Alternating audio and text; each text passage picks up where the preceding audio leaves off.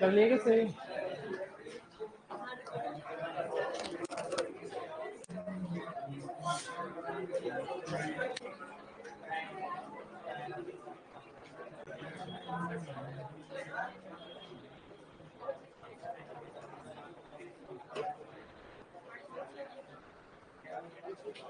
Anatomy पूरी हो गई है आपकी? सर्जरी, एक्सटेंशन, न्यूट्रिशन,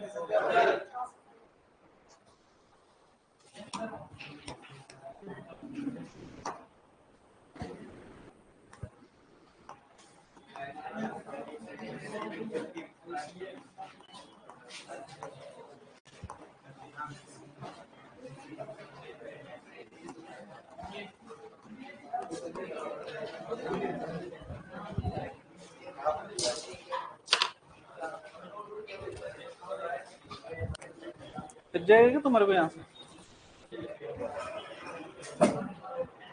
यार कितने दे रहे हैं इसमें?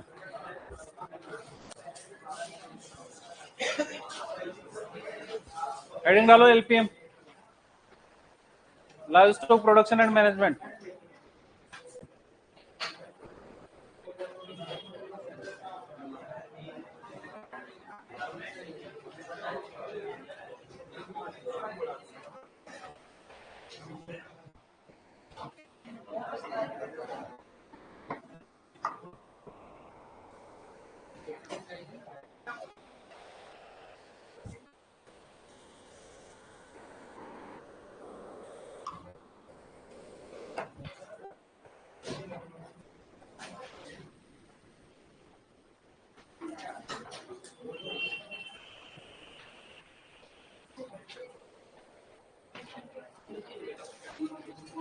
बैठ जाओ।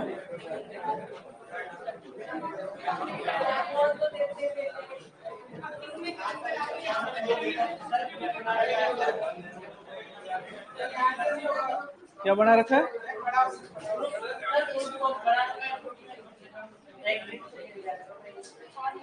अब ये क्या है, ग्रुप ग्रुप मेरे से खेले नहीं जाते ना, इसलिए। सही है, तुम सबको एक एक को फोन करके बताऊंगी भाई कल एलपीएम शुरू होगी है।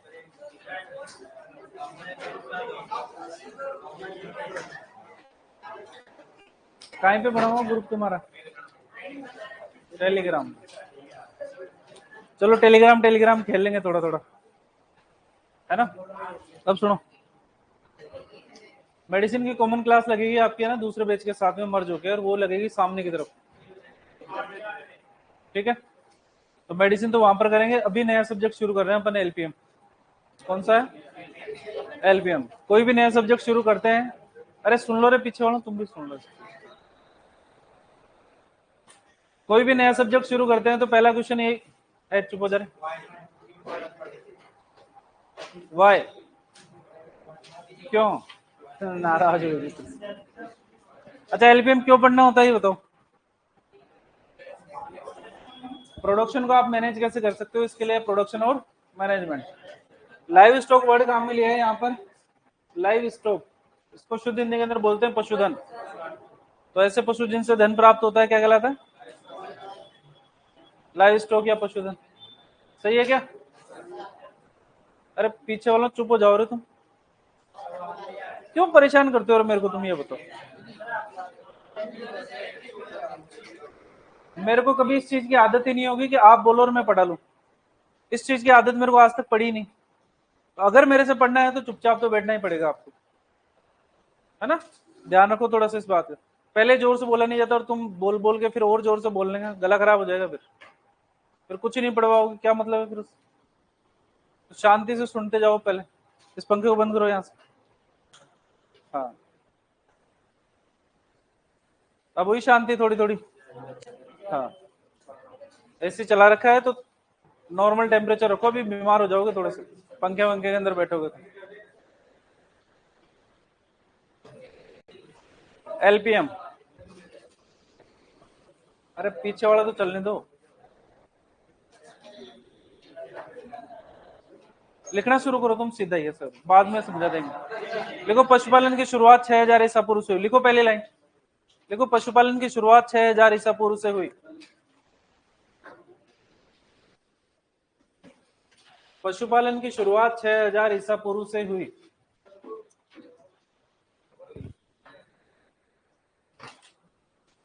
पशुपालन की शुरुआत 6000 ईसा पूर्व से हुई।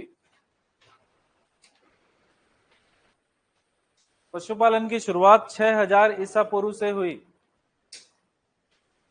तो ईसा मसीह के जन्मदिन से भी 6000 साल पहले से हम पशुपालन करते आ रहे हैं, है ना। तो ईसा मसीह का जन्म कब हुआ होगा और उससे पहले भी 6000 साल, ठीक है, याद रखना है। परिचय का पेपर दे रहे हो भाई 1-2 तारीख को, पूछा जाएगा वहां पर कि पशुपालन की शुरुआत कब हुई। क्या आंसर दोगे? 6000 ईसा पूर्व। सुनते जाओ, बाद में लिखोगे अब।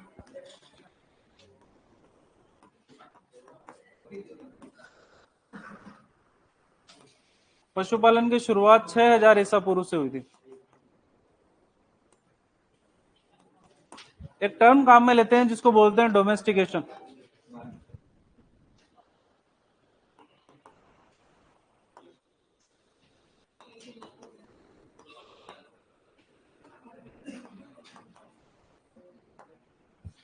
क्या टर्म काम में लेते हैं?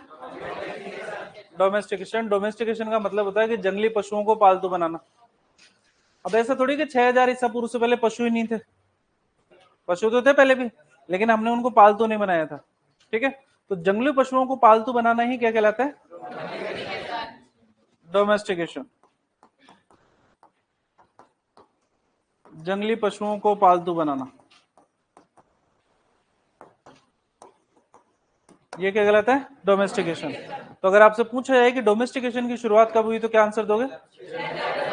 6000 ईसा पूर्व।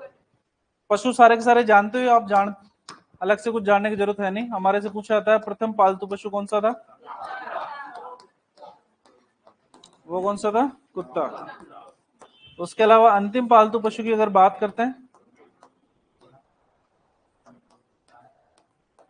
वो है घोड़ा।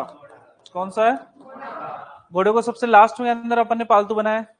इसका मतलब सबसे नया पशु जिसको हमने पालतू बनाया है वो कौन सा है? इसीलिए घोड़े को नवीन पालतू पशु भी कहते हैं। क्या कहते हैं? ठीक है। कुत्ता और घोड़ा दोनों के दोनों नॉन रूमिनेंट्स के अंदर आते हैं। एग्जाम्पल लिखा ही था अपन ने नॉन रूमिनेंट्स के अंदर। हमारे से पूछा था कि प्रथम रूमंती पालतू पशु कौन सा है?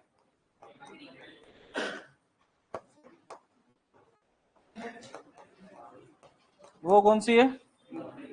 बकरी। और अंतिम रूमंती पालतू पशु कौन सा है?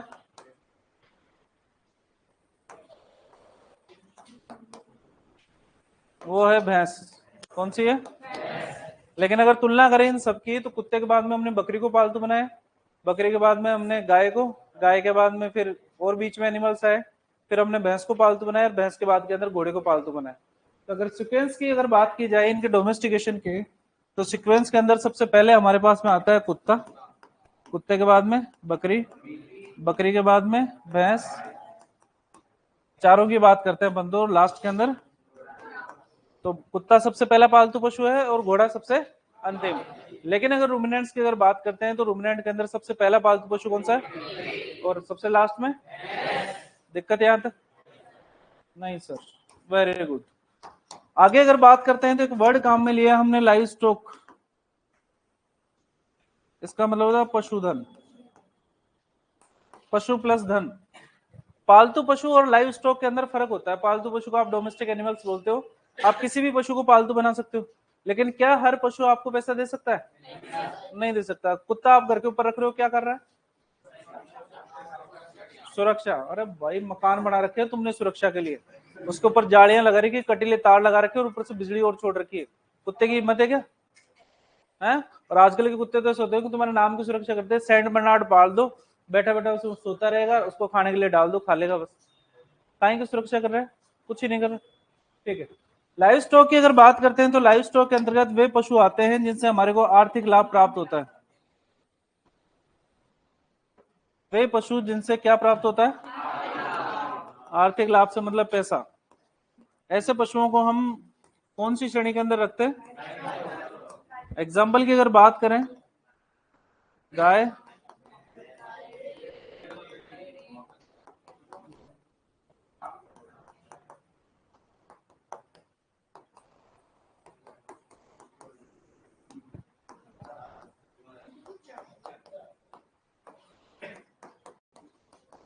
ये सारे के सारे पशु कौन सी कैटेगरी में आते हैं?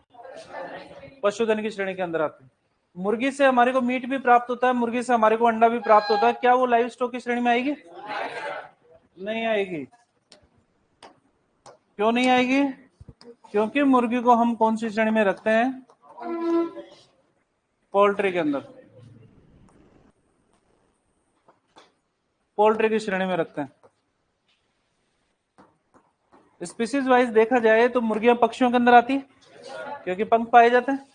वहां पर वर्ड लिखा है लाइव स्टॉक पशुधन, पशुधन पहले पशु होना जरूरी है, पक्षियों पक्षी धन थोड़ी लिखा वहां पर। तो बेसिकली पोल्ट्री एक ब्रॉड कैटेगरी है। इस ब्रॉड कैटेगरी के अंतर्गत वे सारे के सारे पक्षी आते हैं जिनको अंडा उत्पादन और मांस उत्पादन के लिए पाला जाता है। तो मुर्गी से हमारे को अंडा प्राप्त होता है, मांस भी प्राप्त होता है। इसके अलावा बतख, तीतर, बटेर, एमू, है ना, इनसे भी हमारे को अंडा और मांस प्राप्त होता है। तो इन सबको भी हम कौन सी कैटेगरी में रखते हैं? पोल्ट्री वाली श्रेणी के अंदर रखते। दिक्कत यहां तक नहीं? ठीक है, आगे बात करते हैं पशुओं के वर्गीकरण की। किसकी बात करते हैं? वर्गीकरण। ए नंबर पे करते हैं आमाशय के आधार पर। किसके आधार पर? आमाशय के आधार पर पशुओं को 3 श्रेणियों में विभाजित किया गया है। कितनी श्रेणियों में? 3 के अंदर सबसे पहले आते हैं रूमिनेंट्स, दूसरे नंबर पे सूडो रूमिनेंट्स, तीसरे नंबर पे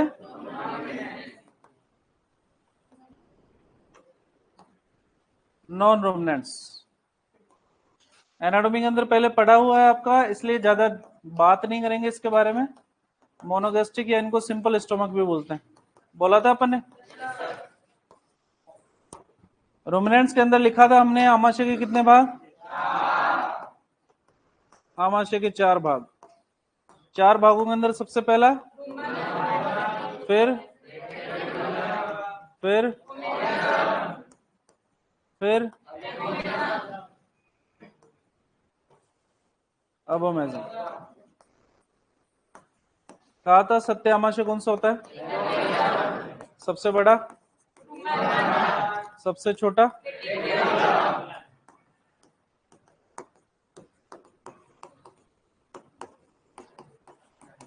एग्जाम्पल की अगर बात करें इनकी तो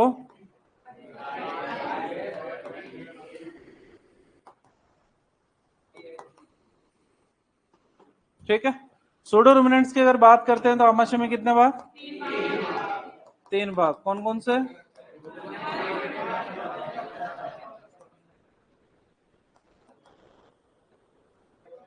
और क्या एब्सेंट होता है? सूडो रूमिनेंट्स के अंदर ओमेजम अनुपस्थित होता है। एग्जाम्पल की अगर बात करें तो ऊंट और लामा।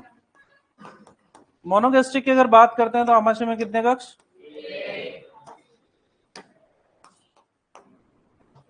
क्या बोलते हैं? आमाशय ही बोलते हैं। एग्जाम्पल की अगर बात करते हैं तो कुत्ता, बिल्ली, सुअर, घोड़ा।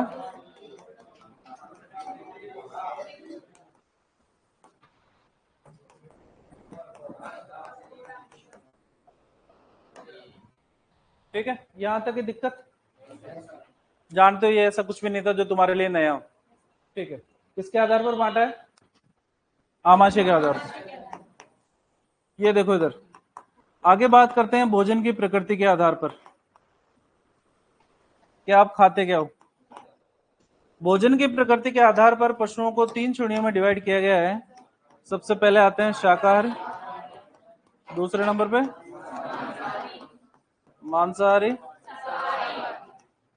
सर्वाहारी। बड़े बच्चे हो गए हो आप? इस कंडीशन के अंदर कोई आपको शाकाहारी, मांसाहारी, सर्वाहारी नहीं कहेगा। आपको नाम याद रखना है, हर्बीवोरस,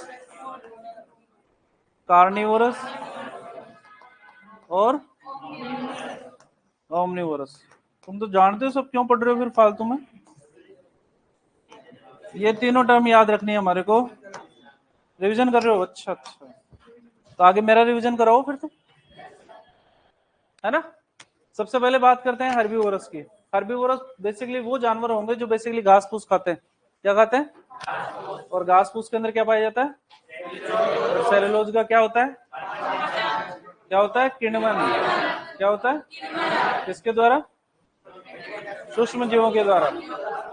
किसके द्वारा? कहां पर होता है? रोमन में नहीं हो रहा तो वो सारे के सारे पशु जो अपना भोजन पेड़ पौधों से प्राप्त करते हैं, जिनमें सेलुलोज मुख्य रूप से पाया जाता है, क्या कहलाते हैं? शाकाहारी। सेलुलोज का किण्वन होता है रूमन के अंदर, जो फोरगट फर्मेंटर होते हैं, हाइंडगट फर्मेंटर के अंदर, सीकम के अंदर होते हैं। क्लियर?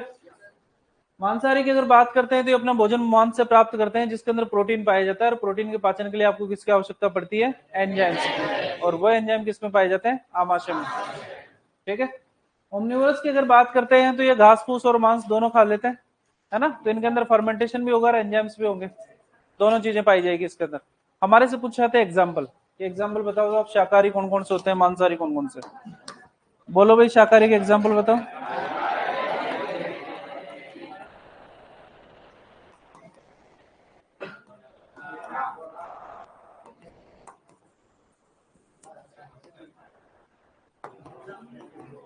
ये सारे के सारे किसके अंदर आते हैं? मांसाहारी की अगर बात करते हैं तो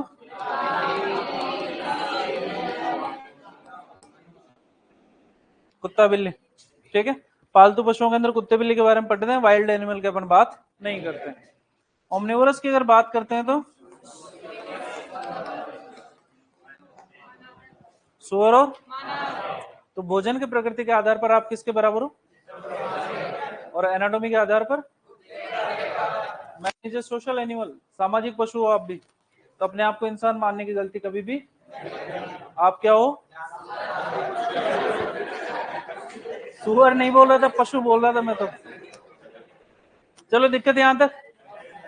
थोड़ी थोड़ी बातें लिखते जाओ, ऐसे एलपीएम पूरी हो जाएगी ऐसे।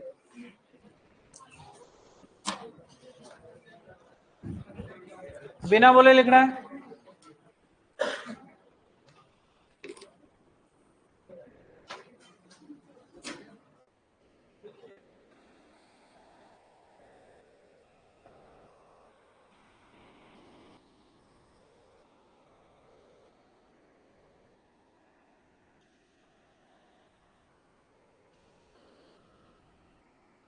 पीछे वाले विशेष रूप से ध्यान रखेंगे। अगर तुम्हारे गुनगुनाने की आवाज भी आई ना मेरे पास में, तो मैं क्लास से बाहर निकाल दूंगा, है ना? भूलना मत इस चीज को, क्लास चेंज होने से नियम चेंज नहीं होते मेरे।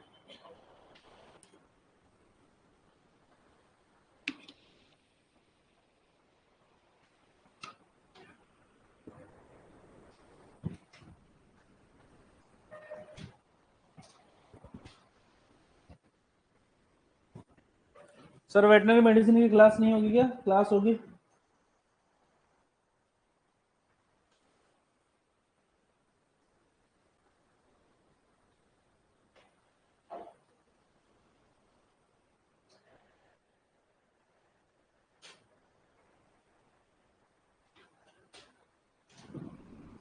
लाइव वाले पूछ रहे हैं कि वाइल्ड एनिमल या जंगली जानवरों को पालतू बनाने के लिए क्या करना पड़ेगा?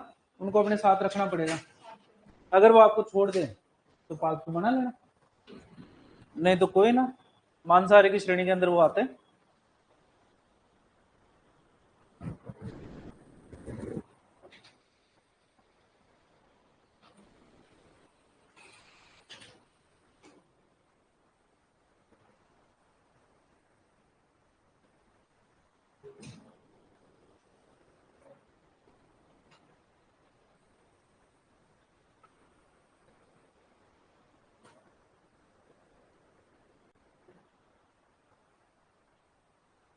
पीछे पीछे पीछे। हाँ, जा आगे। हाँ हाँ, तू ही। हाँ,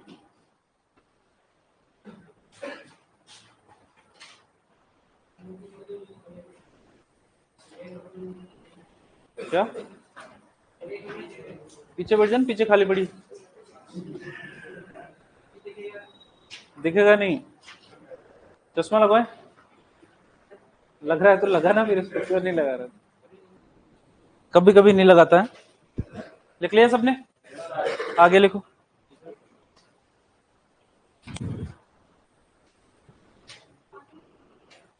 लिखने दो भाई, लिखने दो।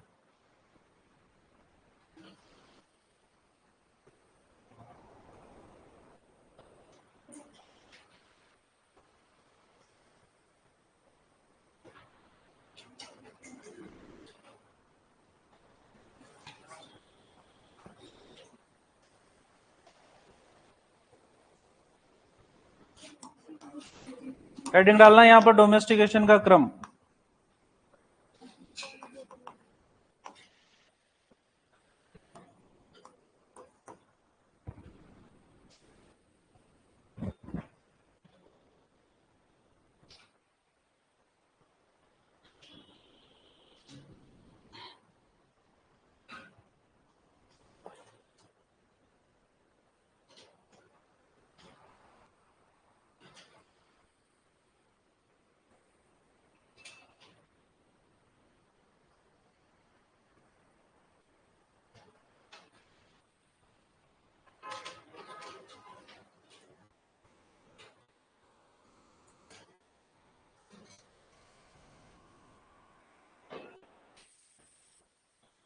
लेवल करेंगे सर पशु परिचर के एग्जाम से पहले कर दो एलपीएम को, ताकि मैं पशु परिचर बन जाऊं। नहीं नहीं, एलएसए बनाएंगे, आपको परिचर नहीं बनाएंगे, है ना।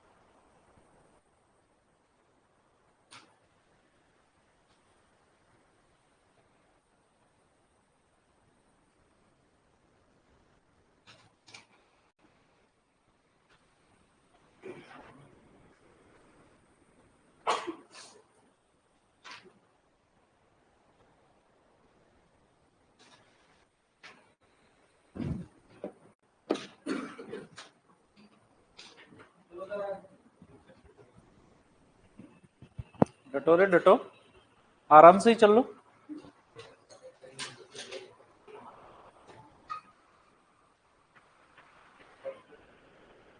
नोट डाल के लिखो यहाँ पर।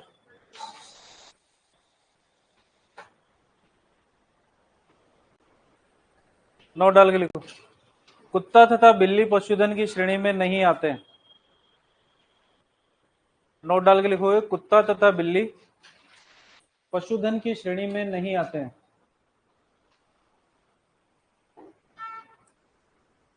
कुत्ता तथा बिल्ली पशुधन की श्रेणी में नहीं आते हैं, ठीक है ना। अच्छा, क्यों नहीं आते? आर्थिक लाभ प्राप्त नहीं हो रहा, ठीक है। बच्चों को तो बेच सकते हो ना आप, बच्चे तो आप शेर के बेच दो, क्या फर्क पड़ रहा है ना। लेकिन बच्चों से मतलब नहीं है हमारे, का मतलब है एडल्ट एनिमल से है, कि वेस्ट एनिमल से हमारे को किसी प्रकार का कोई भी लाभ प्राप्त नहीं हो रहा, इसलिए कुत्ते तथा बिल्ली को पशुधन की श्रेणी में नहीं माना जाता। नोट डाल के लिखो, नोट डाल के लिखो।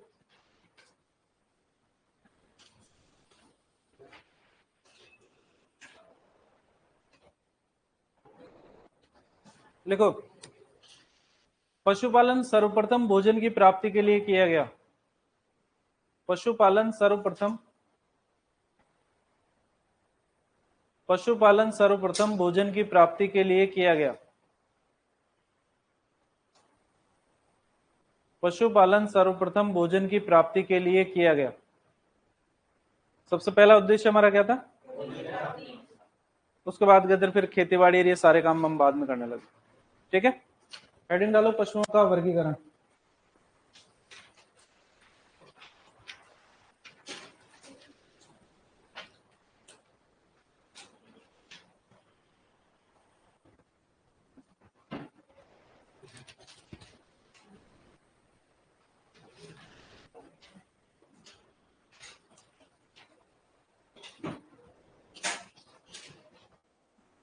पशुओं का वर्गीकरण ए नंबर पे लिखोगे, आमाशय के आधार पर।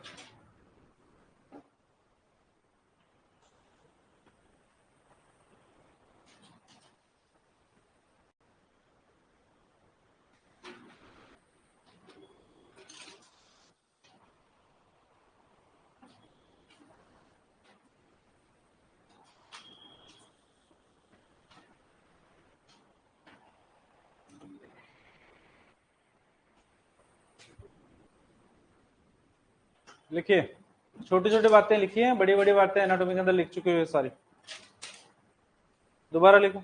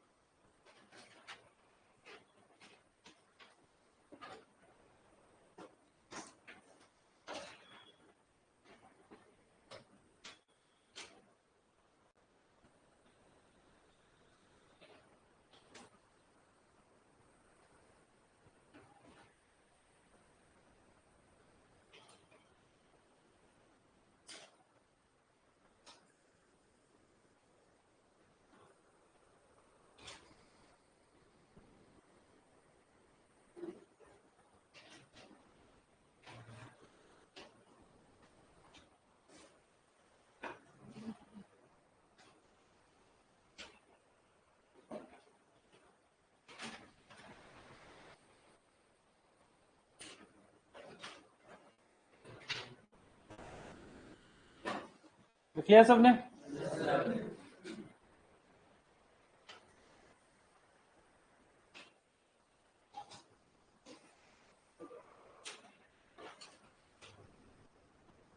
बी नंबर पे लिखो, भोजन की प्रकृति के आधार पर।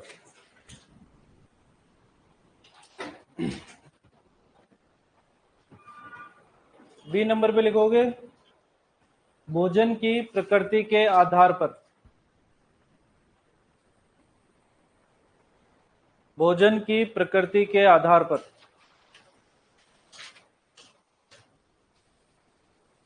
भोजन की प्रकृति के आधार पर। सबसे पहले लिखोगे शाकाहारी या हर्बीवोरस। नंबर 1, शाकाहारी या हर्बीवोरस।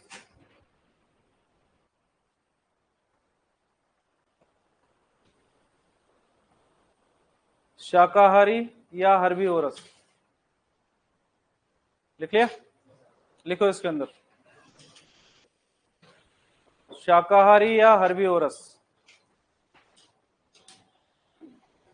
लिख लिया? लिखो, ये पशु अपना भोजन, ये पशु अपना भोजन, ये पशु अपना भोजन पेड़ पौधों से प्राप्त करते हैं, ये पशु अपना भोजन पेड़ पौधों से प्राप्त करते हैं, ये पशु अपना भोजन पेड़ पौधों से प्राप्त करते हैं जिनमें सेलुलोज मुख्य रूप से पाया जाता है।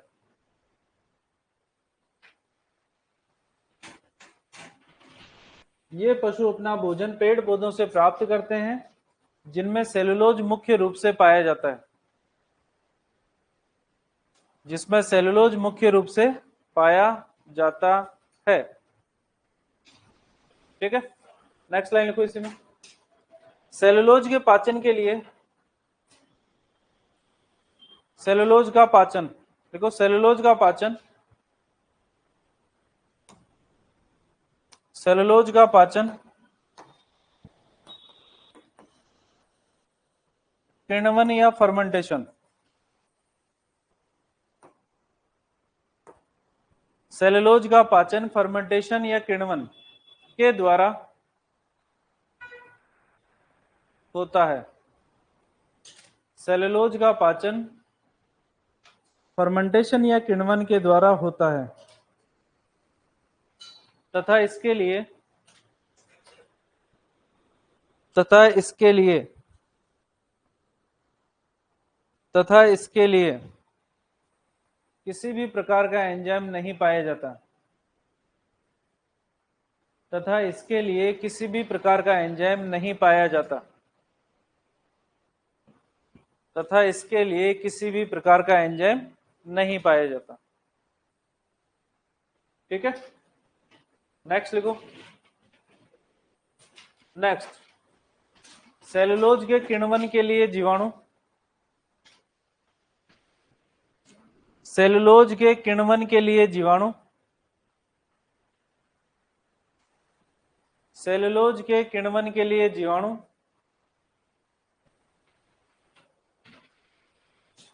जीवाणु मुख्यतया रूमन में पाए जाते हैं, मुख्यतया रूमन में पाए जाते हैं, मुख्यतया रूमन में पाए जाते हैं। ठीक है, नोट डाल के लिखो, नोट डाल के लिखो। सेलुलोज के पाचन के आधार पर या सेलुलोज के किण्वन के आधार पर,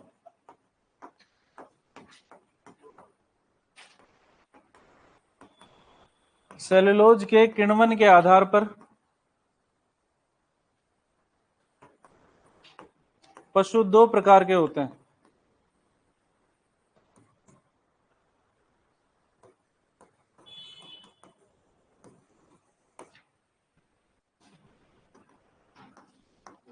पहले लिखोगे फोरगट फर्मेंटर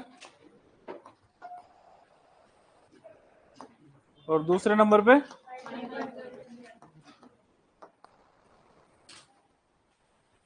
फोरगट फर्मेंटर में कहां पर होगा? किण्वन रूमन में, और हाइंड गट फर्मेंटर के अंदर किण्वन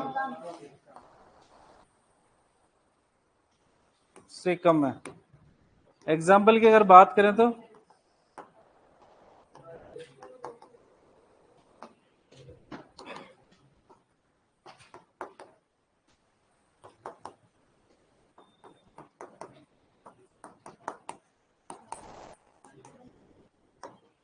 हाइंड गट फर्मेंटर की अगर बात करते हैं तो घोड़ा हुआ,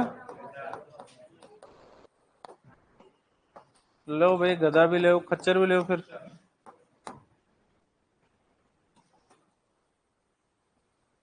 लिखे फोरगट फर्मेंटर किण्वन रूमन में। एग्जाम्पल के अंदर गाय भैंस भेड़ बकरी ऊंट लामा, ऊंट और लामा के अंदर भी तो रूमन पाई जाती है, क्या नहीं पाया जाता था?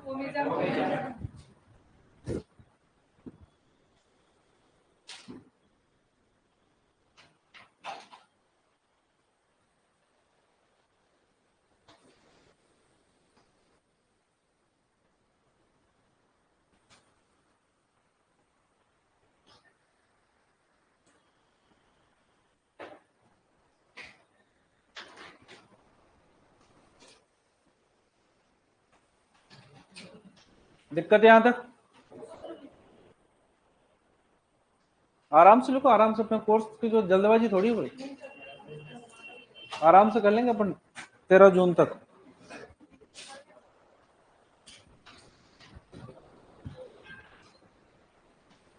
ये सारी की सारी बातें किसके लिए करी है?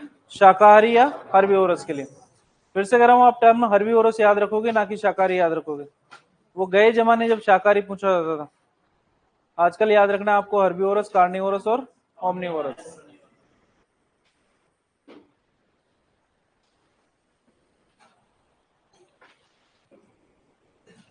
सेकंड नंबर पे लिखो मांसाहारी या कार्निवोरस।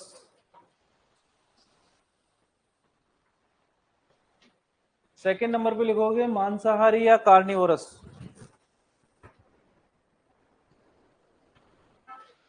क्या कर दें? फिर आवाज कम हो जाएगी। चला भाई चला, इसको कम कर देना थोड़ा। इधर घुमा, इधर। फ्री है क्या?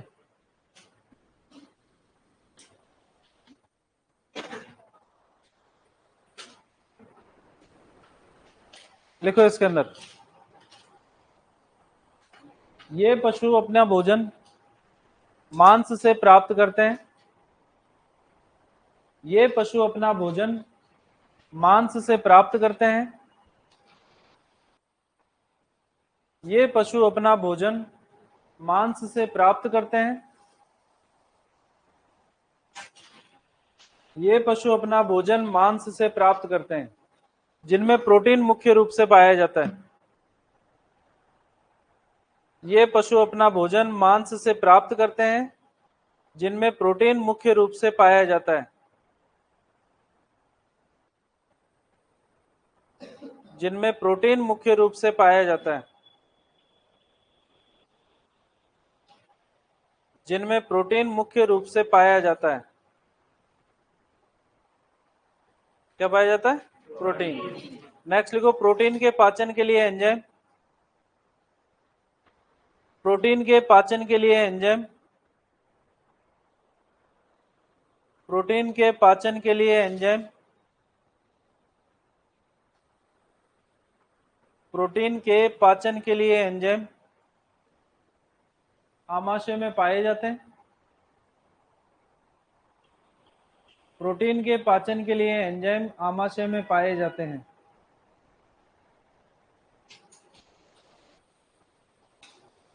किसमें पाए जाएंगे? आमाशय के अंदर। एग्जाम्पल लिखो, कुत्ता बिल्ली। एग्जाम्पल लिखो,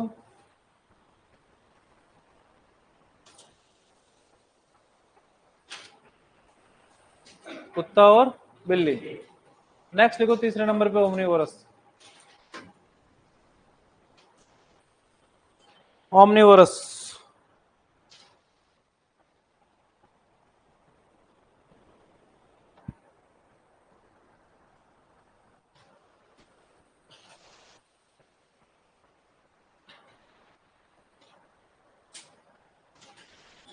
ओमनीवोरस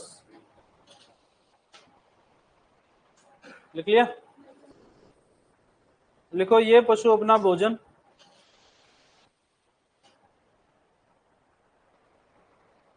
ये पशु अपना भोजन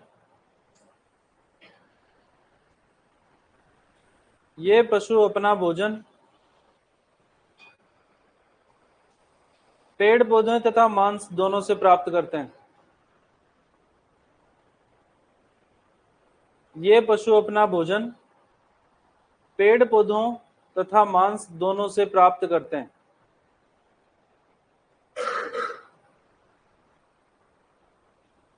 पेड़ पौधों तथा मांस दोनों से प्राप्त करते हैं। एग्जाम्पल के अंदर लिखोगे सुअर तथा मानव।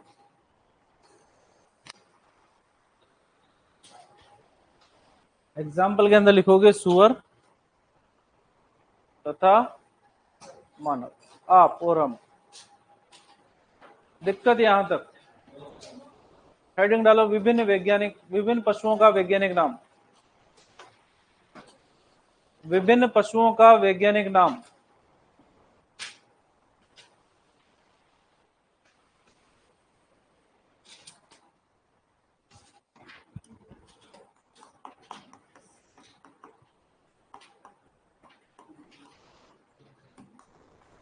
विभिन्न पशुओं का वैज्ञानिक नाम।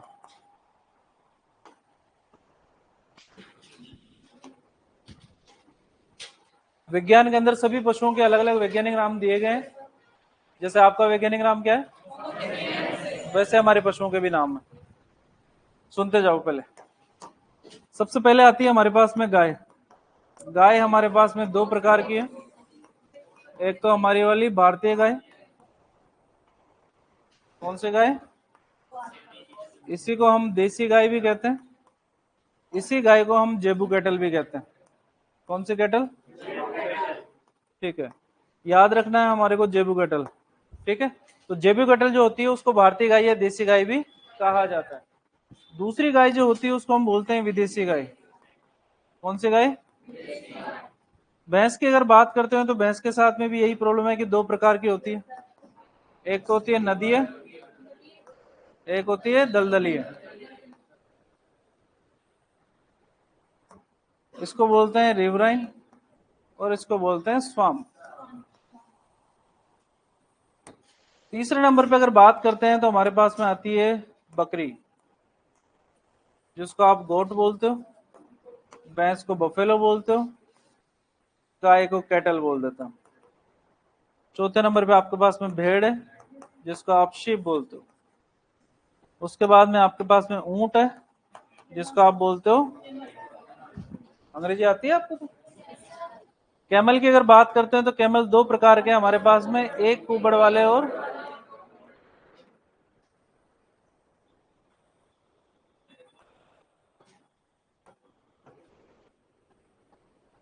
एक कुबड़ वाले और दो कुबड़ वाले। राजस्थान में कौन से पाए जाते हैं? तो जो लद्दाख वद्दाख है उधर की तरफ दो कुबड़ वाले पाए जाते हैं। ठीक है ना। वैज्ञानिक नामों की अगर बात करते हैं तो गाय के अंदर जो हमारी देसी गाय है इसका नाम है बोस इंडिगनी।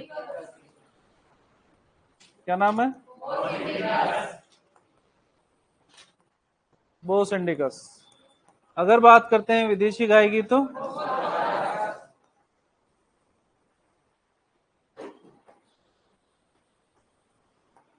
Bos taurus. नदी बफेलो की अगर बात करते हैं तो बुबेलिस बुबेलिस।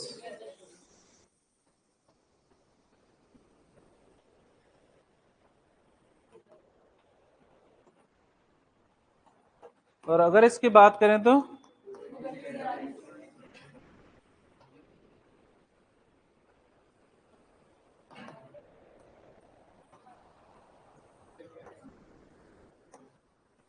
अब ये बताओ ये सही है क्या?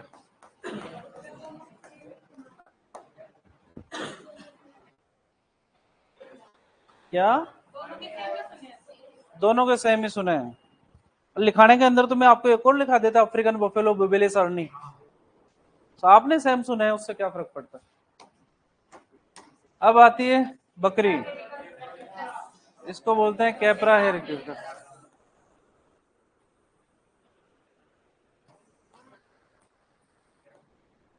भेड़ आती है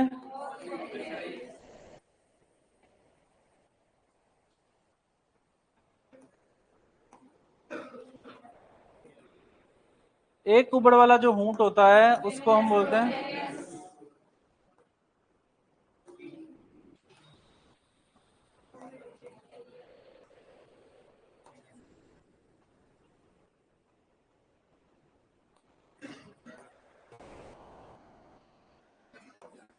और दो कुबड़ वाले को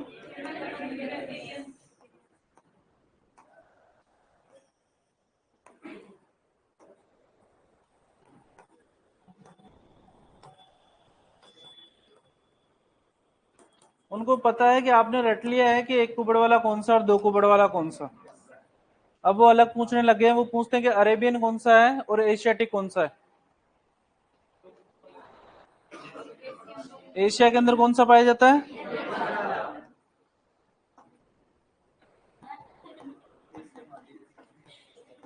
और एक कुबड़ वाले को हम बोलते हैं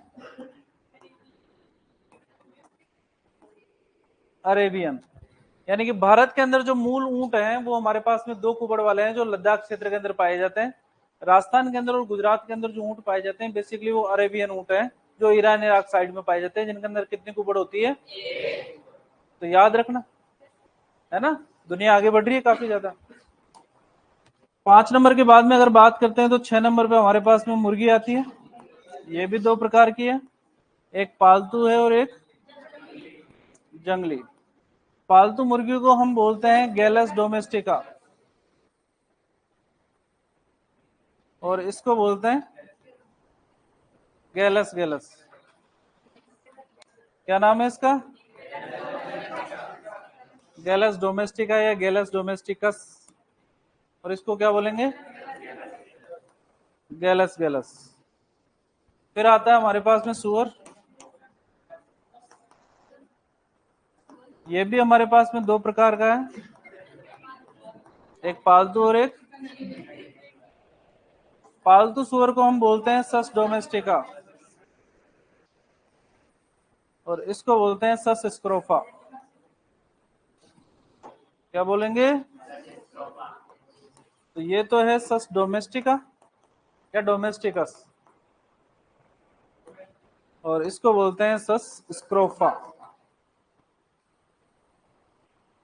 इसके बाद में आता है आपका कुत्ता।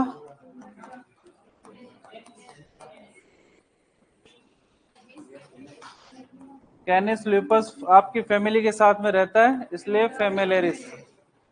क्या नाम है?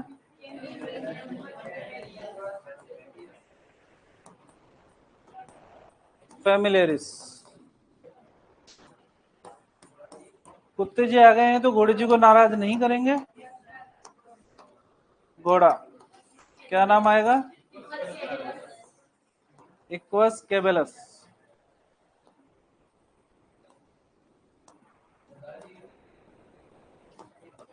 क्या नाम आएगा? कौन बच रहा है? हाँ? गधे वधेगा तो क्या करोगे, मेरे को भी नहीं है। बिल्ली, क्या बोलते हैं बिल्ली को? कैट। बताओ भाई क्या बोलते हैं बिल्ली को? क्या? अरे सही से बताओ, इतनी देर से तो बोल रहे थे, अब बोलो ना। एक बोलो, एक।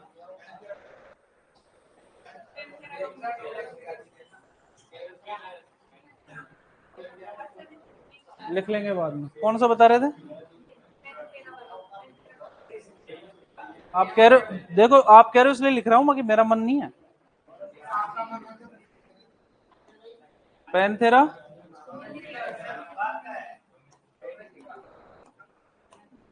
लिख लेना कोई।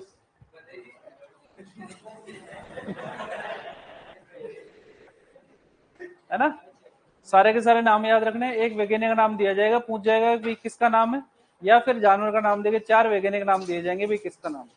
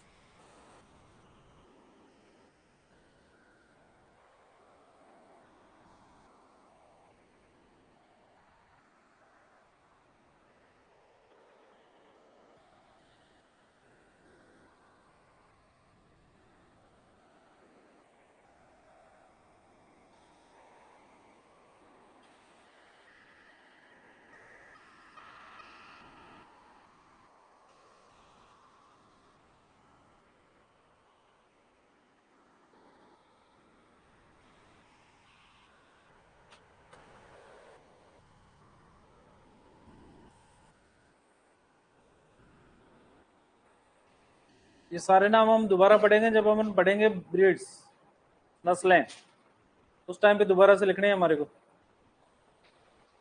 तो गाय, भैंस, भेड़, बकरी, ऊंट, मुर्गी, इसके अलावा घोड़ा और सुअर, ये नस्लें हमारे कोर्स के अंदर बात करेंगे उस टाइम पे।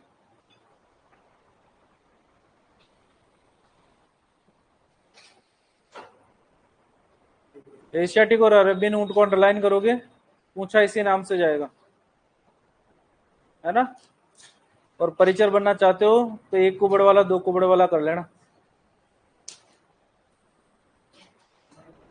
बनना है क्या?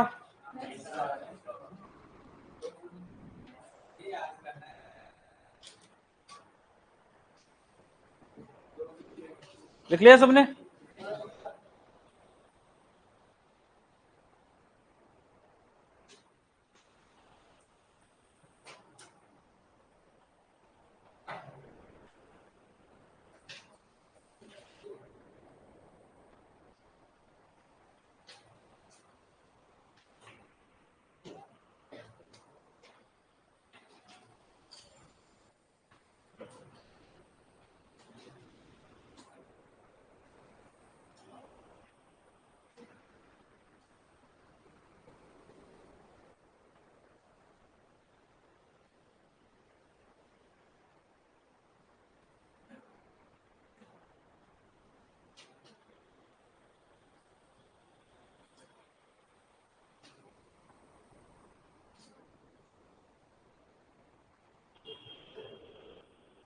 लिख लिया?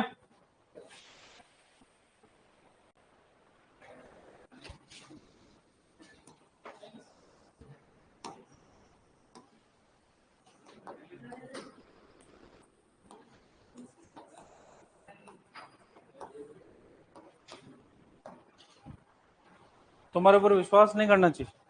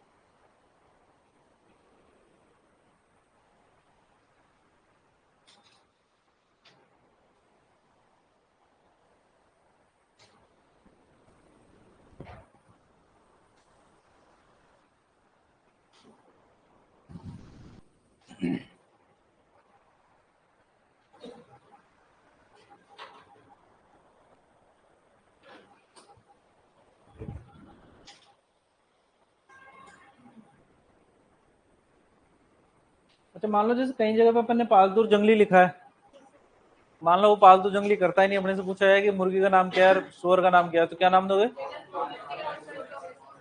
पालतू वाला ही। हम बेसिकली बात किन की करना चाहते हैं, जिनको हम पालते हैं।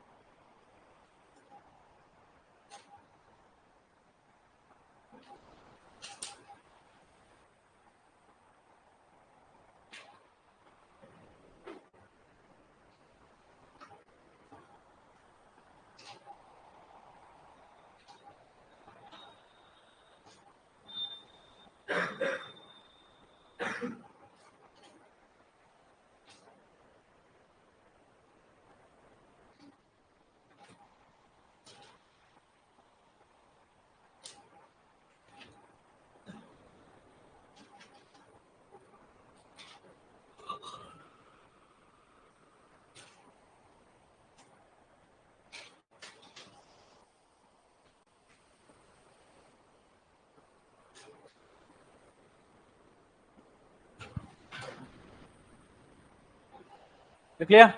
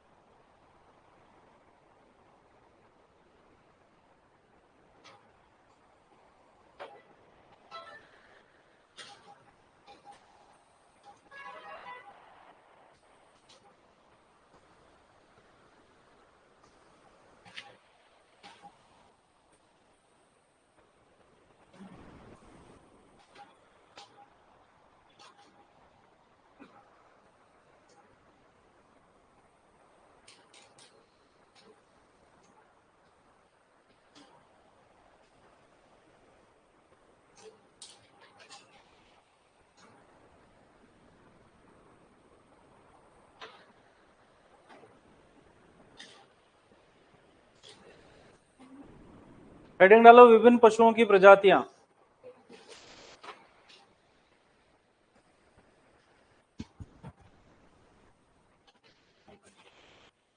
हेडिंग डालोगे विभिन्न पशुओं की प्रजातियां। विभिन्न पशुओं की प्रजातियां। विभिन्न पशुओं की प्रजातियां।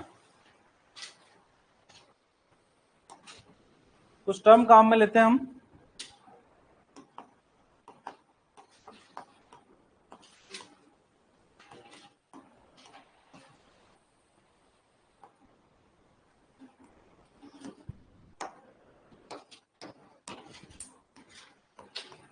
Bovine, caprine, ovine, swine, equine, canine, feline, cameline, avian. पूछा था कौन सी श्रेणी के अंदर कौन कौन से पशु आते हैं? बोवाइन के अंदर आती है, कैप्राइन के अंदर, ओवाइन के अंदर, स्वाइन के अंदर, इक्वाइन के अंदर,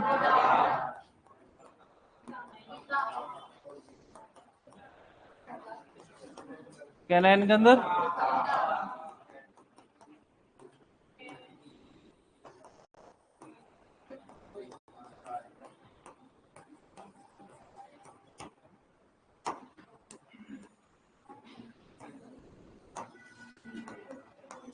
फेलाइन के अंदर रखते हैं बिल्ली को, कैमेलाइन में ऊंट को, और एवियन में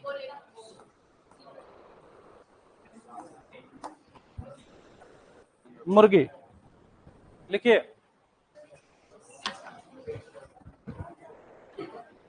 आज तो शिवाले वाले थोड़ी सर की इंपोर्टेंस बढ़ रही है। लिखो लिखो फटाफट लिखो।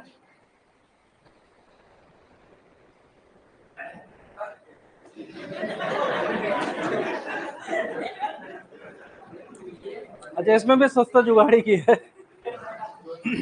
ठंडा भी गला बैठ जाए।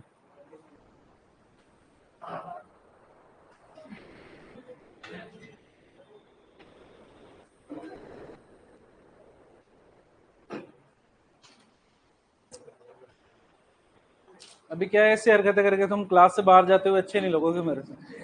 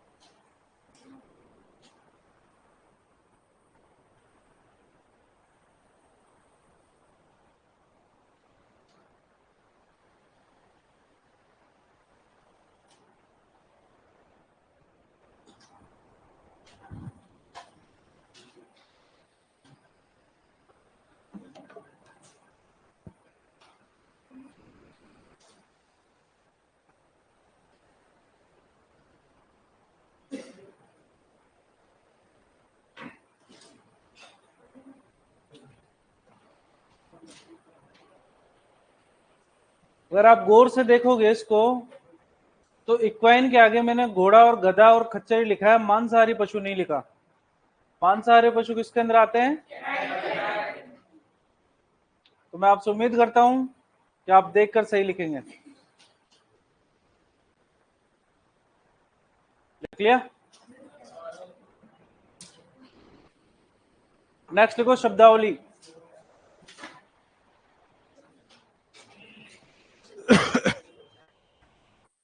शब्दावली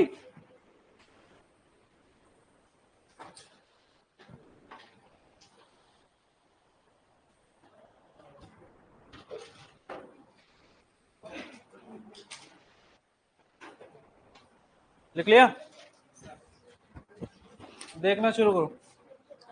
न्यूट्रिशन पढ़ाई अपन ने, ठीक है। जनरली अगर बात करते हैं तो जब बच्चा पैदा होता है उस टाइम उसको कोलेस्ट्रॉल में एक हिस्सा पिलाया जाता है। कितना परसेंट?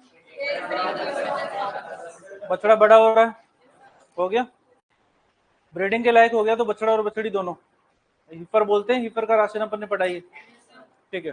उसके बाद में मैटिंग होगी, वो हीट में आएगी। तब मैटिंग के बाद के अंदर वो प्रेग्नेंट होगी, प्रेग्नेंट के बाद में बच्चा होगा, बच्चे के बाद में वो दूध देना शुरू करेगी। ऐसा ही होता है और ये साइकिल रिपीट होता रहेगा जब तक कि वो प्रोडक्शन के अंदर रहेगी। इन जनरल अगर बात करते हैं हम यहाँ पर, तो कोई सी भी फीमेल एनिमल है उसके अंदर एक बार तो मेटिंग होगी, और ये मीटिंग तब होगी जब वो किसके अंदर आएगी? पेट में। उसके बाद में वो प्रेग्नेंट होगी और उसके अंदर होगी काविंग। क्या होगी? जिसको आप प्रसव भी बोल सकते हो। गाय की बात कर रहे हैं तो काविंग के बाद में वापस से मीटिंग, दोबारा हीट में आएगी और वापस से उसके अंदर क्या हो जाएगी? काविंग वगैरह। ये ऐसे ही चलता रहेगा, ऐसा ही होगा। मान लो कोई हीफर है जो फर्स्ट टाइम हीट के अंदर आई है, हीट के अंदर आई, आपने यही कर दिया, नेचुरल सर्विस करवाई, मान लो नहीं रुकी, वापस से रिपीट हो गई, और रिपीट हो गई, और रिपीट हो गई, और रिपीट हो गई, उसके बाद में वापस से प्रेग्नेंट हो गई। तो प्रेगनेंसी के बाद में तो काविंग होनी होनी है।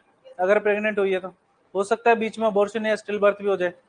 काविंग के बाद कुछ समय बाद के अंदर वापस से हीट में आएगी, हीट में आने के बाद में वापस से हम नेचुरल सर्विस यही करवाएंगे, और यही के बाद में जब भी रुकेगी उस टाइम रुक जाएगी, और फिर जब भी प्रेग्नेंट होगी उसके बाद में क्या होगी? काविंग। हर बार ये साइकिल हमारा ऐसे ही चलता रहेगा, ठीक है। क्वेश्चन पूछा जाता है हमारा, मैटिंग से लेकर काविंग तक का समय क्या कहलाता है?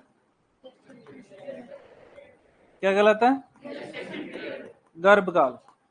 गर्भकाल बेसिकली वो समय होगा जिस टाइम पर हमारी मादा पशु प्रेग्नेंट या गर्भित रहेगी। अलग अलग पशुओं के अंदर गर्भकाल अलग अलग होता है, जिसकी बात हम बाद में करेंगे। काविंग के बाद के अंदर वो समय जब हमारी मादा पशु प्रथम बार हीट के अंदर आती है, इसको हम बोलते हैं सर्विस पीरियड। कौन सा पीरियड? Service period. कौन सा पीरियड बोलेंगे? Service period. कितना होता है इसकी बात भी अपन आगे करेंगे। तो पार्चुरेशन या प्रसव के कुछ समय बाद के अंदर हमारी फीमेल एनिमल वापस से हीट के अंदर आएगी, और पार्चुरेशन से लेकर वो प्रथम बार हीट में आने के बीच का समय क्या कहलाएगा? सर्विस पीरियड, ठीक है। सर्विस पीरियड के बाद के अंदर वापस से मेटिंग कराओगे आप, वापस से प्रेग्नेंट हो जाएगी, और क्या शुरू हो जाएगा? गेस्टेशन पीरियड शुरू हो जाएगा, गर्भकाल शुरू हो जाएगा। दिक्कत यहां तक? ये साइकिल लगातार चलती रहेगी जब तक उसकी प्रोडक्शन वैल्यू रहेगी तब तक। गाय भैंस की औसत आयु की अगर बात करते हैं तो वो होती है 20 से 23 वर्ष, लेकिन प्रजनन क्षमता की अगर बात करते हैं तो वो 12 से 13 वर्ष तक ही रहती है। यानी कि 12 से 13 वर्ष हो जाएगी, उसके बाद के अंदर वो हमारे किसी काम की नहीं है, उत्पादन उससे होगा नहीं, ठीक है। तो सेम ये प्रोसेस चलता जाएगा। पूछा जाएगा अगर आपसे कि प्रेगनेंसी के दौरान लगने वाला समय क्या कहलाता है, तो गर्भकाल। प्रेगनेंसी के बाद में अगर प्रसव होता है, प्रसव के बाद में फर्स्ट टाइम हीट में आती है तो वापिस से सारा सब कुछ। अच्छा, जानवर दूध ब्याने से पहले देता है या ब्याने के बाद देता है? ब्याने के बाद। यहां पर काविंग हुई है, इसके बाद में जानवर ने दूध देना शुरू किया है, उसको हम बोलते हैं लैक्टेशन पीरियड। क्या बोलते हैं? इसको बोलते हैं दुग्ध काल। क्या बोलते हैं? दुग्ध काल, ठीक है। क्या दोबारा ब्याएगा तब तक दूध देता रहेगा? ज्यादा समय तक तो दूध देगा, लेकिन कुछ समय ऐसा रहेगा जिसके अंदर ये दूध नहीं देगा। इस समय को हम बोलते हैं ड्राई पीरियड। क्या बोलते हैं? इसको बोलते हैं शुष्क काल। और ये शुष्क काल खत्म कब होगा? जब दोबारा से क्या होगा? काविंग होगा। सही है कि नहीं?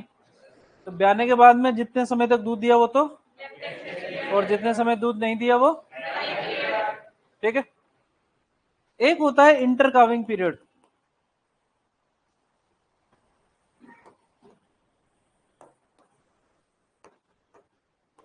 इंटर काविंग पीरियड, दो लगातार ब्यात के बीच का समय, ये क्या कहलाता है? एक बार ब्याई है, दोबारा ब्याई है, दोनों के बीच में कितना समय लगा? फिर दूसरी या तीसरी हो गई, तीसरी या चौथी हो गई, लगातार होनी चाहिए ब्यात। ऐसे नहीं कि दूसरी और चौथी ब्यात के बीच का समय इंटरकाविंग पीरियड होगा। दो लगातार ब्यात के बीच का समय क्या कहलाएगा? इंटरकाविंग पीरियड। तो यहां पर काविंग हुई है, यहां पर भी काविंग हुई है, सही है।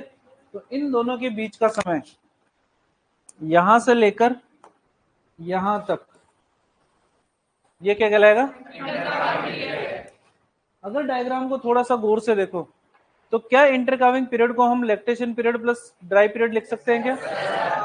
यानी कि दो ब्यात के बीच में दूध देगा और दूध नहीं देगा, इसके अलावा तो कोई कंडीशन है नहीं हमारे पास में, बोल सकते हैं। इसके अलावा ये भी बोल सकते हैं कि service period plus gestation period, जब तक प्रेग्नेंट नहीं होगी उस टाइम तक तो दूध देती रहेगी, उसके बाद में हो सकता है कि प्रेग्नेंट हो जाए तो तब तक दूध देगी जब प्रेगनेंसी के दौरान लास्ट ट्राइमेस्टर के अंदर दूध नहीं देगी हमारे को। तो इंटरकाविंग पीरियड को हम lactation period plus dry period भी लिख सकते हैं, और इसे हम service period plus gestation period भी लिख सकते हैं। सिंपल सिंपल सा क्वेश्चन है। दो लगातार ब्यात के बीच का समय क्या कहलाता है? इंटरकाविंग पीरियड। ब्याने के बाद या प्रसव के बाद वह समय जब तक मादा पशु दूध देती है। लैक्टेशन पीरियड का बाद वह समय जब तक मादा पशु दूध नहीं देती है। प्रसव के बाद में फर्स्ट टाइम हीट में आने के बीच का समय, और जितने समय तक प्रेग्नेंट रही। दिक्कत? ठीक है, आगे बात करते हैं कितना कितना समय होता है इसकी बात करते हैं। गेस्टेशन पीरियड की अलग से लिस्ट लिखेंगे अपन, है ना। सर्विस पीरियड की अगर बात करते हैं तो ये होता है 2 से 3 माह का। कितना होता है? 2 से 3 माह। कि लगभग ब्याने के 2 से 3 माह बाद के अंदर हमारी मादा पशु हीट के अंदर आ जानी चाहिए और कंसीव कर जानी चाहिए। लेकिन जनरली पशुपालक इसको अवॉइड करता है। उसको ऐसा लगता है कि अगर ये प्रेग्नेंट हो गई तो हमारा मिल्क प्रोडक्शन कम हो जाएगा, और वो सोचता भी सही, क्योंकि वाकई में होता है मिल्क प्रोडक्शन कम। लेकिन उस मिल्क प्रोडक्शन कम होने का कारण इसकी प्रेगनेंसी ना होकर पशुपालक के द्वारा गेस्टेशन राशन ना देना है। अगर पशुपालक गेस्टेशन राशन देगा उस केस के अंदर मिल्क प्रोडक्शन डाउन नहीं होगा और प्रोडक्शन चलता रहेगा। क्लियर? अब आते हैं लैक्टेशन पीरियड की। लैक्टेशन पीरियड की अगर बात करते हैं तो सामान्यतः कितना मान के चलते हैं? 10 माह। नॉर्मली 8 से 10 महीने के बीच के अंदर हमारी गाय या भैंस दूध देती रहती है, और 2 से 3 महीने तक वो क्या रहता है? उसका ड्राई पीरियड रहता है। ठीक है।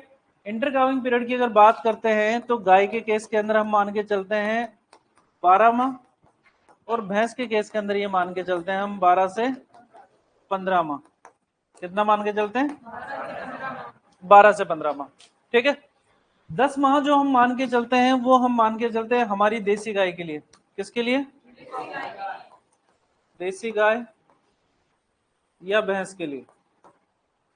लेकिन अगर बात करते हैं संकर गाय की, क्रॉस ब्रीड या विदेशी गाय, ये लगभग कितने महीने तक दूध देती है? 12 माह तक। तो जनरली आज के टाइम पर हम हमारे जो ब्रीड कंजर्वेशन है उनके ऊपर काफी ज्यादा काम कर रहे हैं। तो आजकल हमने क्रॉस ब्रीडिंग के ऊपर और विदेशी ब्रीड के ऊपर काफी ज्यादा काम करना हमने कम कर दिया। अब हम हमारे देसी ब्रीड को इम्प्रूव करना चाह रहे हैं। तो जनरली अगर बात करते हैं तो देसी गाय हमारी 10 माह तक दूध देगी और 2 से 3 माह तक ड्राई रहेगी। भैंस की अगर बात करते हैं तो सेम कंडीशन भैंस के अंदर आएगी, लेकिन संकर गाय की अगर बात करते हैं तो लगभग 12 महीने तक दूध देती है, और उसके बाद में अंदर 2 से 3 महीने उसके अंदर भी ड्राई पीरियड रहता है। कई बार गायें ऐसी भी होती हैं क्रॉस ब्रीड के अंदर की जस्ट ब्याह रही है, दूध दे रही है, दूसरे दिन भी आ गई, ऐसा भी हो सकता है, लेकिन वो अपवाद स्वरूप होती है। बहुत कम गायें या भैंस ऐसी होगी जो आपको ये देखने को मिलेगी भाई आज शाम को दूध दिया है कल भी आ गई। जनरली गायों के अंदर या भैंसों के अंदर अगर बात करते हैं तो लास्ट टाइम पे जो लैक्टेशन पीरियड रहता है उस टाइम पर आपको दूध छोड़ भी देना चाहिए। उसका रीजन रहता है, आगे बात करेंगे जब ड्राई कैसे करते हैं गायों को उसकी बात करेंगे हम। पहले डिफेंस लिखेंगे और उसके बाद में सारी बातें हमारे को लिखनी। पहले तो उतारोगे ऐसे कैसे, समझ समझ के बनाओगे भैया, बिना बोले।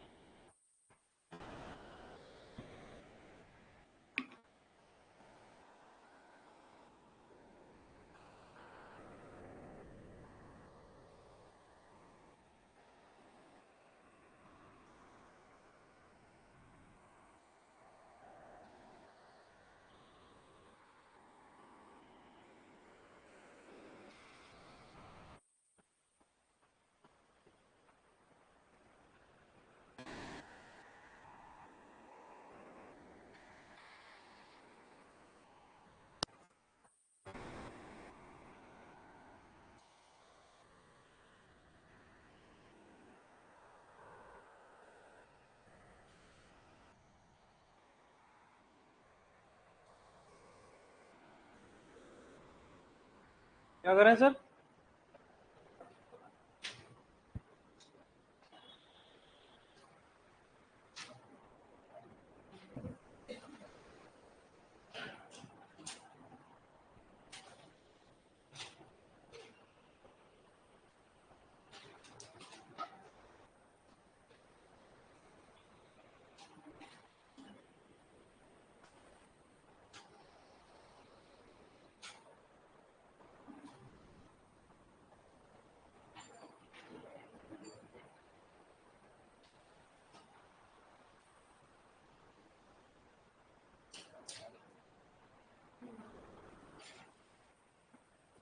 लिख लिया?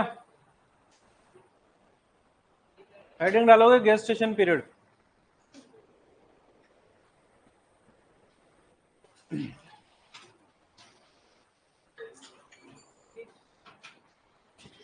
हेडिंग डालोगे गेस्टेशन पीरियड या गर्भकाल।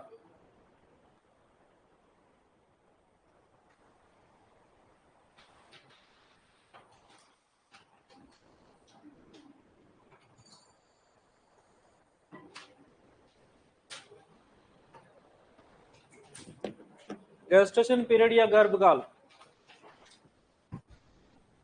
लिखो इसके अंदर। मादा पशु की सफल मैटिंग से लेकर मादा पशु की सफल मैटिंग से लेकर मादा पशु की सफल मैटिंग से लेकर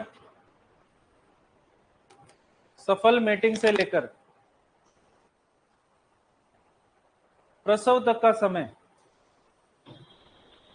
मादा पशु की सफल मैटिंग से लेकर प्रसव तक का समय। प्रसव तक का समय क्या गलत है? Gestation period.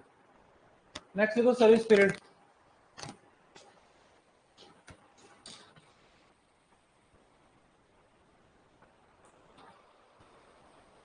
नेक्स्ट लिखो सर्विस पीरियड।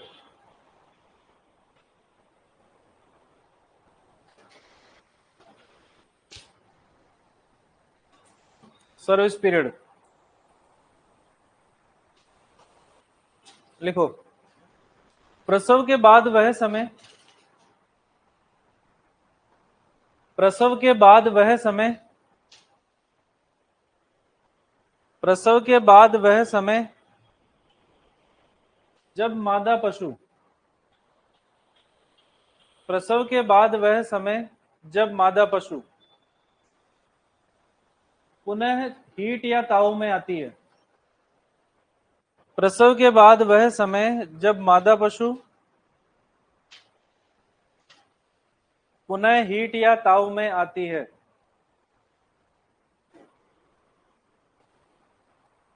क्या गलत है? ब्रैकेट में लिखो 2 से 3 माह। ब्रैकेट में लिखो 2 से 3 माह। कितने माह? नेक्स्ट लिखो लैक्टेशन पीरियड। नेक्स्ट लिखो लैक्टेशन पीरियड।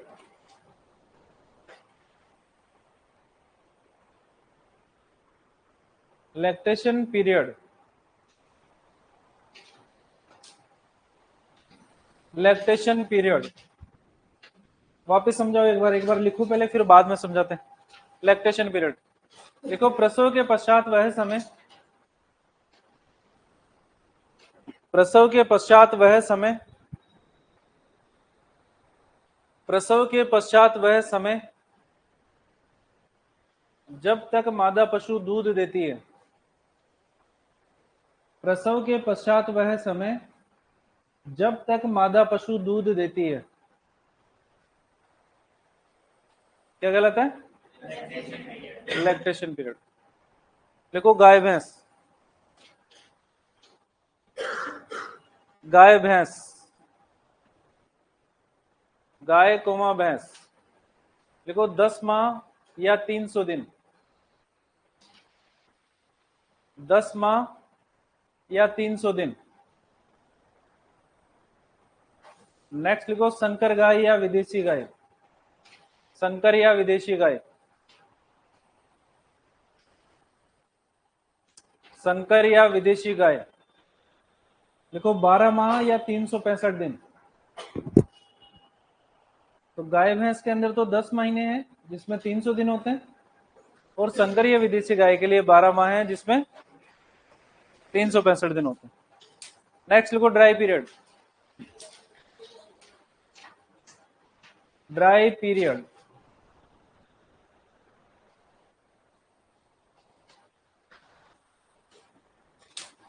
कौन सा पीरियड? लिखो लैक्टेशन पीरियड के बाद वह समय, लैक्टेशन पीरियड के बाद वह समय, लैक्टेशन पीरियड के बाद वह समय जब मादा पशु दूध नहीं देती है। लैक्टेशन पीरियड के बाद वह समय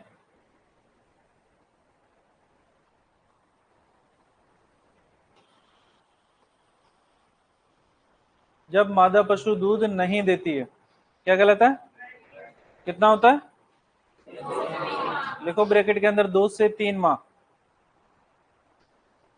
2 से 3 माह टाइम याद रखना है हमारे को। नेक्स्ट देखो inter calving period. Inter calving period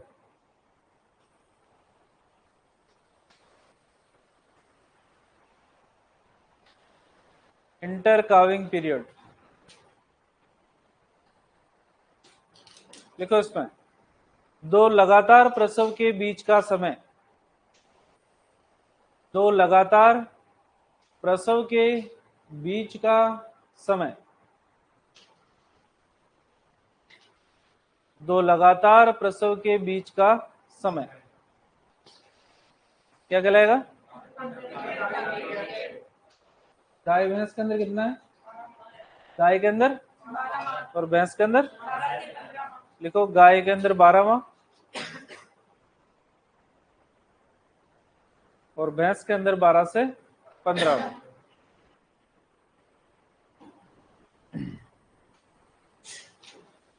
note डाल के लिखो।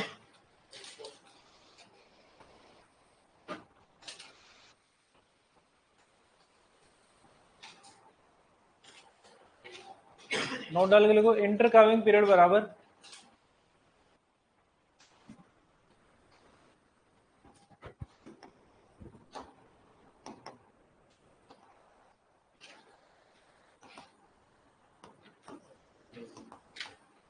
बराबर इसको लिख सकते हैं service period plus gestation period.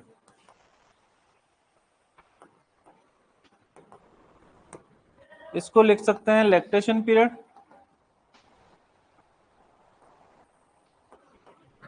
Plus dry period.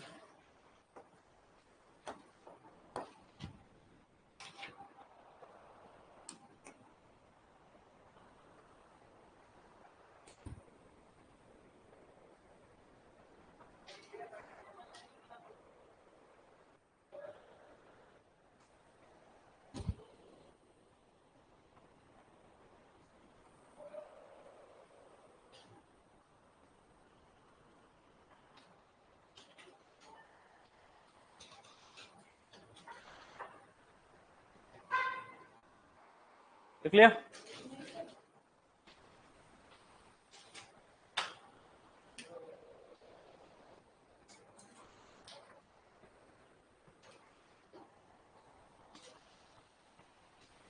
चले आगे वापस से देखो एक बार। कोई भी गाय या भैंस जब हीट के अंदर आएगी उसी टाइम पे प्रेग्नेंट होगी। माउंटिंग उसी टाइम पे हो सकती है, बीच के अंदर कभी भी नहीं होगी। ठीक है, मादा पशु नर पशु को अपने ऊपर चढ़ने नहीं देगी अगर वो हीट में नहीं है। हीट के साइन अपन बाद में पढ़ेंगे, गायनी के अंदर भी पढ़ोगे, एलपीएम के अंदर भी पढ़ाएंगे तुम्हारे। जब हीट के अंदर आएगी उस टाइम पर ही मेटिंग होगी, उस टाइम पे प्रेग्नेंट होगी। जितने टाइम प्रेग्नेंट रही उसको तो क्या कहा? Gestation period. Gestation period complete होने के बाद में क्या होगी?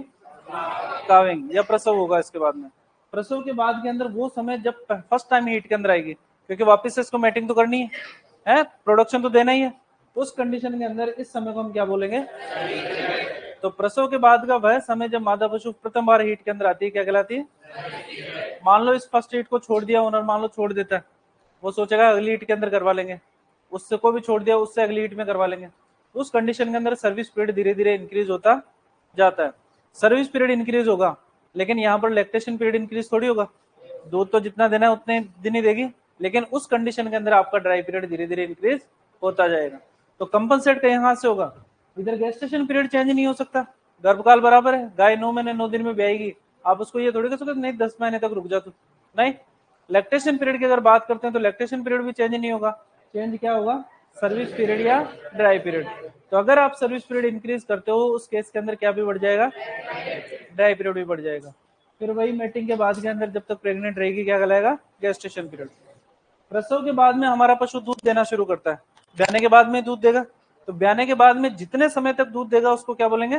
Lactation period. जनरली हम मान के चलते हैं 10 महीने का, और संकर गाय या विदेशी गाय के अंदर अपना 12 महीने का।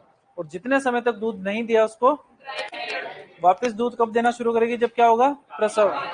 ठीक है। तो लैक्टेशन पीरियड तो वो समय है जब दूध देती है, ड्राई पीरियड वो समय है जब दूध नहीं देती। सामान्यतः ड्राई पीरियड कितने का रहता है? और सर्विस पीरियड भी कितना रहता है? 2 से 3 माह। इंटरकाविंग पीरियड की अगर बात करते हैं तो इंटरकाविंग पीरियड वो समय है जब 2 ब्यात होगा, 2 बार प्रसव होगा। तो 2 बार प्रसव कब होगा? जब पहले तो वो हीट में आएगी तब, फिर उसके बाद में प्रेग्नेंट रहेगी तब। तो हीट में आने वाले समय को तो क्या कहा, और गर्भित रहने वाले समय को जब ब्याई थी उस टाइम पे दूध देना शुरू किया था, जब ब्याने वाली होगी उस टाइम पे नहीं देगी। तो इंटरकाविंग पीरियड बेसिकली वो समय होगा जो lactation period plus dry period को बनाकर मिलेगा, या फिर service period plus gestation period को मिलाकर। सामान्यतः इंटरकाविंग पीरियड की अगर बात करते हैं तो गाय के अंदर ये 12 माह है, जबकि भैंस के अंदर 12 से 15 माह। मारवाड़ी के अंदर कहावत चलती है कि बरस बावन गाय सबसे चौकी रेव से। बरस ब्यावन यानी एक बरस में ब्याने वाली गाय सबसे बढ़िया होती है, 1 साल के अंदर ब्याह जाए। तो नॉर्मली जो इंटरकाविंग पीरियड है 12 महीने का इसीलिए लिखा है क्योंकि सर्विस पीरियड तो 2 से 3 माह, ब्याने के बाद में 2 से 3 माह के अंदर हीट में आई, हमने प्रेग्नेंट करवा दिया, 9 महीने बाद में ब्याह जाएगी। तो 3 महीने तो सर्विस पीरियड हो गया, 9 महीने इसका गेस्टेशन पीरियड हो गया, 12 महीने के अंदर दोबारा से ब्याह गई। हम कोशिश करते हैं मिनिमम से मिनिमम रखने की कि हमारा सर्विस पीरियड और ड्राई पीरियड है वो हमारा मिनिमम रहे। क्यों? क्योंकि हमारे को जानवर से क्या चाहिए? दूध। प्रोडक्शन तभी होगा जब आप सर्विस पीरियड को और ड्राई पीरियड को कंट्रोल रखोगे। क्लियर? हेडिंग डालोगे विभिन्न पशुओं में गर्भकाल। हाँ सर, थोड़ा सा तेज सुनो सर आप।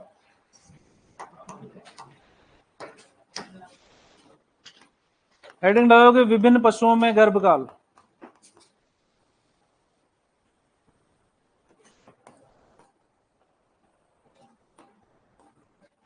विभिन्न पशुओं में गर्भकाल।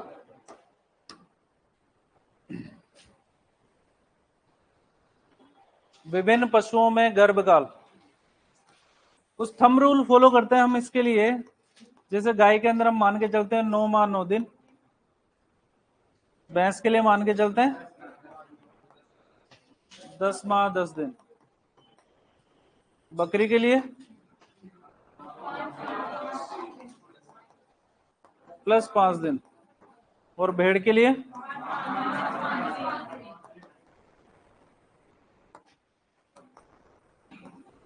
सोरी के लिए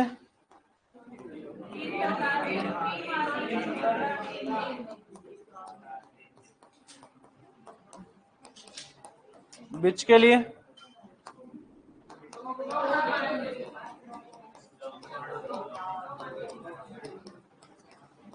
घोड़ी के लिए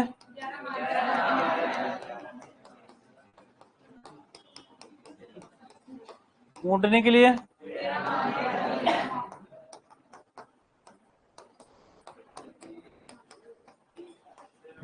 कितना है? 13 माह 13 दिन। सामान्य रूप से अगर देखा जाए तो ये थंब रूल हमारे लिए खुद के लिए है, एग्जाम के अंदर ऐसा कभी नहीं मिलता आपको। एग्जाम के अंदर वो आपके से डेज पूछता है, भाई बताओ कितने दिन। गाय की अगर बात करते हैं तो हम 2-8 सुनते जाओ पहले। भैंस के अंदर, बकरी के लिए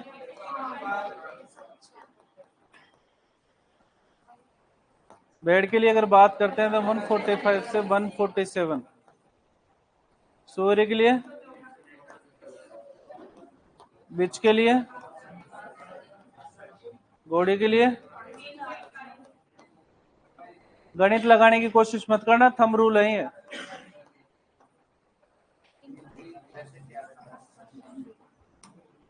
रेंज के अंदर से आपको इसके अंदर ऊँटनी के अंदर 390 दिन याद रखोगे। कितना? बकरी के अंदर याद रखोगे 152 और भेड़ के अंदर 145। ये हमारे को याद रखना है। अब पूछने के अंदर तो आप हथनी का भी पूछ लेते हो।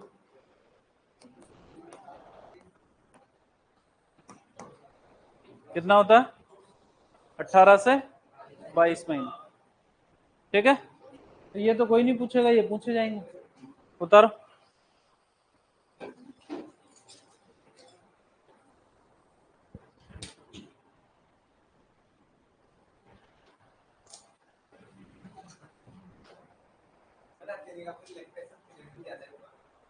हथनी का कौन सा दूध निकालना होता है तेरे को?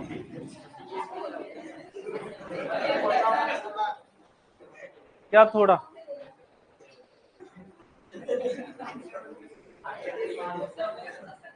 पूछ तो सकते हो। ये बेसिकली जो टर्मिनोलॉजी लिखी है ये उन पशुओं के लिए है जिनका दूध हम कॉमर्शियल रूप से उत्पादित करते हैं, व्यावसायिक रूप से। हथनी के अंदर जो दूध होता है वो सिर्फ उसके बच्चे के लिए और किसी के लिए नहीं है। तो जब तक बच्चा दूध पी रहा है तब तक वो दूध देगी, जब बच्चा पीना बंद कर देगा तो अपने आप ही ड्राई हो जाएगी।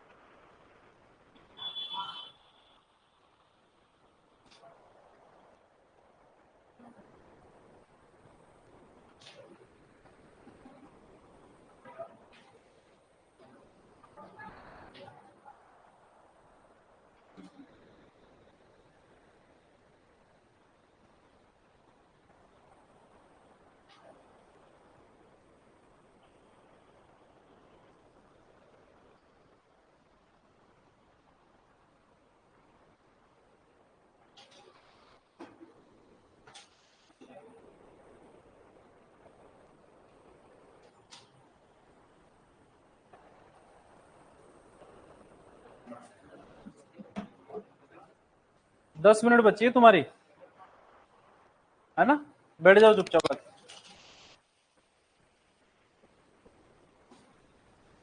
अभी से बिट लेके आओ तभी एग्जाम में 2 घंटे बैठ पाओगे। और अगर गलती से सिलेबस में कुछ ऐड हुआ तो 3 घंटे कैसे बैठोगे रे तुम?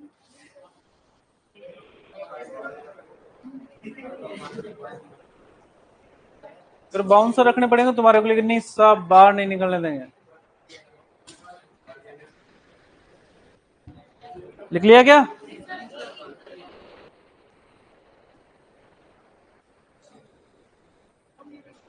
ध्यान रखना, दिनों के अंदर अगर ऑप्शन के अंदर वेरिएशन मिले तो वेरिएशन के अंदर देख लेना, जो नियरेस्ट हो वो आंसर माना जाएगा। और इस चीज का भी ध्यान रखोगे कि कभी भी आपको जो बुक्स में क्वेश्चन दे रखे ना, जैसे गाय का गर्भकाल होता है 281, 282, 283, 284, ऐसे ऑप्शन नहीं देखने को मिलेंगे। अगर किसी पशु का गर्भकाल पूछा जाएगा आपसे तो ऑप्शन के अंदर किन्हीं 4 पशुओं का गर्भकाल दिया जाएगा और वो गर्भकाल आप आसानी से देखकर पहचान सकते हो। बुक वाले होशियारी दिखा देते हैं इसलिए आपको दिक्कत हो जाती है, वरना क्वेश्चन आना सीधा सीधा यार, आपको सीधा सीधा आंसर करना, लेकिन फिर भी आप गलत करके आते हो क्योंकि क्वेश्चन पढ़ते नहीं आप।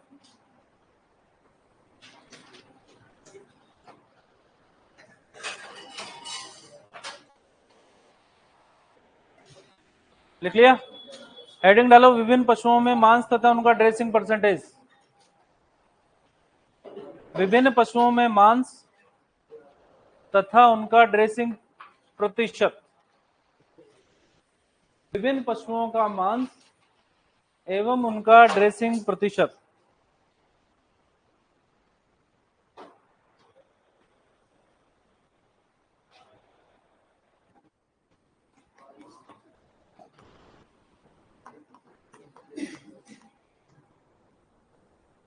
विभिन्न पशुओं का मांस तथा उनका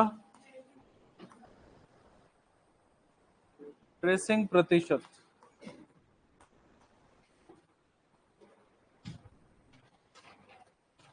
कौन सा प्रतिशत? ठीक है ना। तो जैसे ही आप किसी दुकान पे जाते हो, किसी मीट शॉप के ऊपर जाते हो, आप उसको बोलते हो कि भैया 1 किलो मटन दे दे, 1 किलो चिकन दे दे, है ना। तो वो उस मटन और चिकन वर्ड को समझ के अपने आप समझ लेता है भी किसका मांस देना है। आपने कहा 1 किलो चिकन देना भैया, वो मुर्गी का मांस तोल देता है। आपके तो 1 किलो मटन देना, वो बकरे का मांस तोल देता है। ऐसा ही होता है ना। गए हो तो पता ही होगा आपको। हाँ, मतलब गए होंगे कभी तो। ठीक है। तो बेसिकली ये टर्मिनोलॉजी है जो यूज की जाती है विभिन्न पशुओं के लिए। ड्रेसिंग प्रतिशत से मतलब हमारा उस परसेंटेज से है कि कितना मांस किसी पशु से प्राप्त हो सकता है। टोटल अगर बात करें, जैसे आप अगर मीट शॉप चलाते हैं तो आप किसी पशुपालक से पशु को खरीद के लेके आओगे, मान लो बकरा खरीद के लेकर आ गए, बकरे का वजन है 30 किलो, क्या उससे 30 किलो मांस प्राप्त होगा? उसके स्किन आपके किसी काम के नहीं है, उसके खुर किसी काम के नहीं है, उसके अंदर से जो इंटेस्टाइनल ऑर्गन्स है वो आपके ज्यादा काम के नहीं है, पूरी पूरी एलिमेंट्री कैनाल आपके काम के नहीं है, उसके अंदर से लंग्स किसी काम के नहीं है, हार्ट थोड़ा बहुत अगर लेना चाहो तो ले सकते हो, बाकी ले नहीं सकते। तो ओरिजिनल के अंदर देखा जाए तो पशु के अंदर से वो भार, शरीर भार के अनुसार प्रतिशत के अंदर जितना मांस अगर प्राप्त होगा उसे ही हम क्या बोलते हैं? ड्रेसिंग प्रतिशत। तो ड्रेसिंग प्रतिशत को डिफाइन करने के लिए हम एक फॉर्मूले का उपयोग करते हैं, ड्रेसिंग परसेंटेज की अगर बात करते हैं तो पशु से प्राप्त मांस का वजन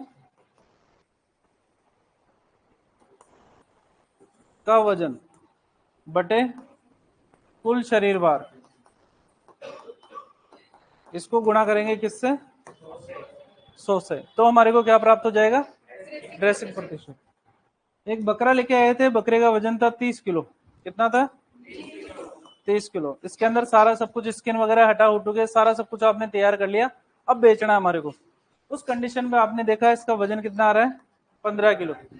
आप चाहते हो कि मेरे को उसका ड्रेसिंग प्रतिशत का पता लगे, तो मांस का वजन तो कितना है, कुल शरीर भार कितना है, गुणा करेंगे 15 का 30 में भाग देंगे तो 2 का 100 में देंगे तो, यानी कि जिस पशु का आपने ये निकालना चाह रहे हो ड्रेसिंग प्रतिशत, उसकी ड्रेसिंग प्रतिशत कितनी है?